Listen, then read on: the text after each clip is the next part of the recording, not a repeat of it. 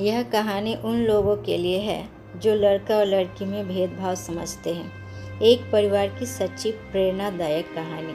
एक शहर में मुकेश नाम का आदमी रहता था। उसकी एक बेटी थी, उसका नाम मधु था।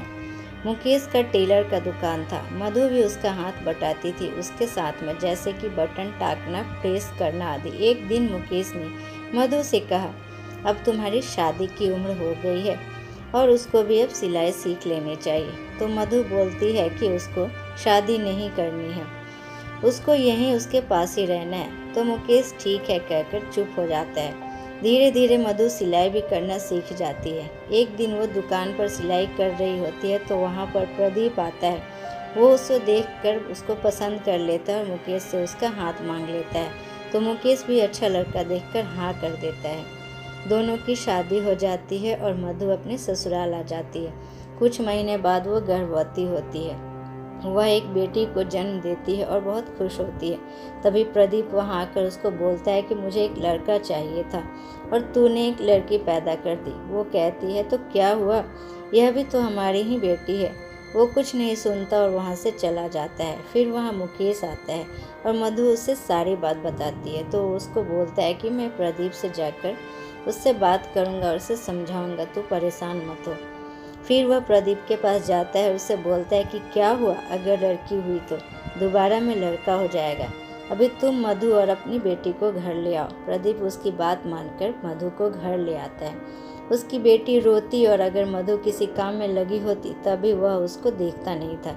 ऐसे ही करते हुए दिन बीतने लगा। मधु दोबारा गर्भवती होती है तो प्रदीप उसको बोलता है कि उसे इस बार लड़का ही होना चाहिए, नहीं तो वो उसके पिता के यहाँ हमेशा हमेशा के लिए छोड़ देगा।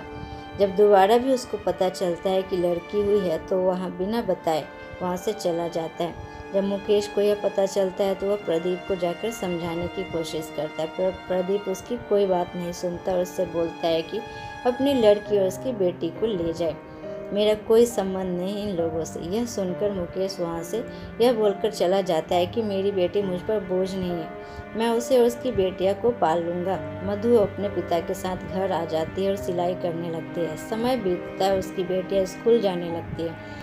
मधु और उसके पिताजी जी तोड़ मेहनत करते हैं, पर एक दिन मुकेश इस दुनिया को छोड़कर चला जाता है और मधु अकेली रह जाती है। फिर वो अपनी बेटियों को अच्छी ज़िंदगी देने के लिए पूरा दिन सिलाई का काम किया करती थी।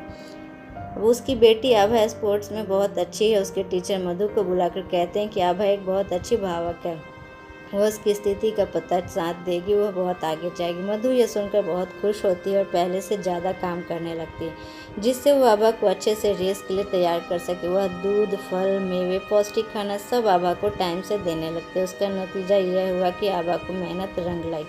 आभा ने स्टेट लेवल चैंपियनशिप में प्रथम स्थान प्राप्त किया। उसको फोटो की खबर अखबार में छपी तो ये प्रदीप को देखकर सोचता है कि मैंने मधु को निकाला ना होता तो आज इन फोटो के साथ मेरी भी होती है। वह माफ़ी मांगकर कुछ नहीं कर सकता। आजकल लड़का और लड़की में कोई फ़र्क नहीं होता, सब बराबर होते हैं।